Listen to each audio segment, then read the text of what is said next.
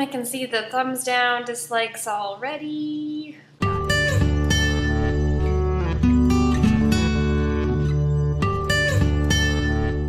To kick off this past month's booktubeathon, I chose to read Erin Morgenstern's The Night Circus, a book that I have been waiting to read for a very long time. I had not purchased it, I had not found it anywhere yet to read, and I was so excited because I A, love a good circus book, and B, this one just sounded great. So many people had recommended it to me, so many people had said really great things about it, and here it was, finally, in my hands. Look at this beautiful cover. Have I talked about this cover already? There's a little hole in it. You can see through it into this little, oh God, it's so good. Also, this dress on the front is gorgeous. This is perfect. This is a great cover.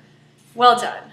Just well done. And I must say, when I started this at midnight before I took off on what turned out to be something of a 10-hour voyage to the middle of the Atlantic Ocean, I was very excited. I started this and I read it until about 4 o'clock in the morning, so that's about 4 hours of straight reading, and I got about halfway through. This book started off as one of the most almost gorgeous pieces I have ever read. It was beautifully done. The descriptions were long and exciting and incredibly evocative and beautiful, and it was dreamlike and ethereal, and it produced this sense of fantasy in your head, even though this isn't per se a fantasy book. But it was fantastical and magical, and it was great. I was so looking forward to this.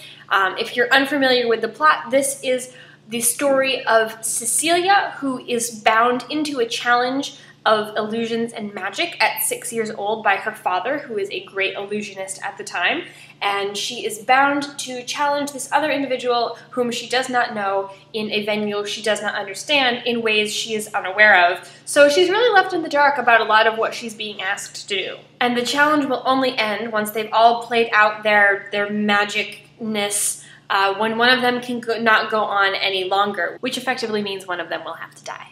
It then becomes apparent that Celia is going to go and work for this circus. This man named Chandresh, he's French, and his name is Chandresh Christophe Lefebvre, and he imagines this circus with a whole bunch of other people that often come over to his home for dinners. And he is this wealthy man, and he's got all of these well-connected friends who can all do different things and all have different skills, and he imagines this circus that only opens at night and closes at dusk, and it's made up of several different tents in all of these sort of dreamlike areas, and people can come and see these incredible things and stay for as long as the sun is down, and it becomes the night circus, and he calls it Le Cirque des Rêves, the circus of dreams. Personally, that's an idea that I got definitely on board with, because I would definitely want to go to something like that. That sounds like the perfect place. I would probably never leave.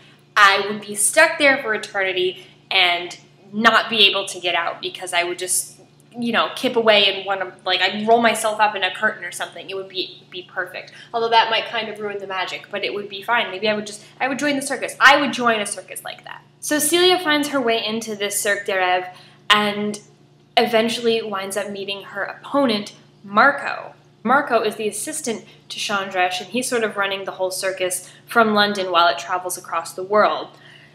Unfortunately, Marco is also her opponent, which they then discover. This is not a spoiler, it's on the back.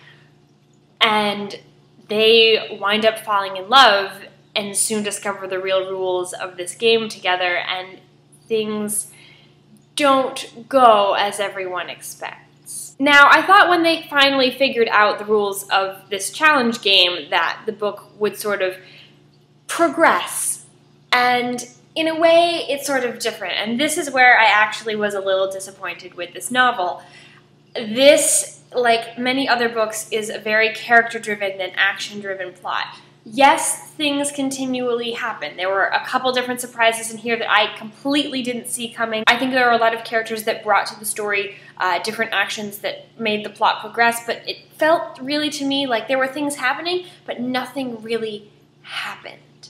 There was nothing to push the story forward other than just the characters themselves, which in a book like this with such evocative description really didn't seem accurate. it didn't really seem to follow any sort of path. And that's when it felt to me like this book started dragging on. Only toward the end, where something actually occurs, did it feel like this book was going anywhere. This book is also punctuated with small pieces from this perspective of the reader at the circus. So they'll say, like, you walk into a tent or something like that, and it gives one a very solid description of being there, so you can almost experience the circus as everyone else is, and I thought that was a very nice touch. I definitely appreciated being personally thrust into the moment of the circus when things were happening. So while I felt the plot might not have been, you know, what it could have been, I think it could have been a little bit more, especially given the very strong start that this book had. I would give this book 4 out of 5 stars. I would definitely recommend it if you like a good sort of dreamlike read. This book is gorgeous. It's very quietly beautiful, to use a phrase. The reviews on the inside flap are alarmingly good. They use words like exquisite and haunting and intoxicating, and I think it is all of those things. I just don't think it has a very forward-moving plot. But despite that, I would still say 4 out of 5 stars to Erin Morgenstern's The Night Circus. And thanks for watching, and we'll see you very soon in another video.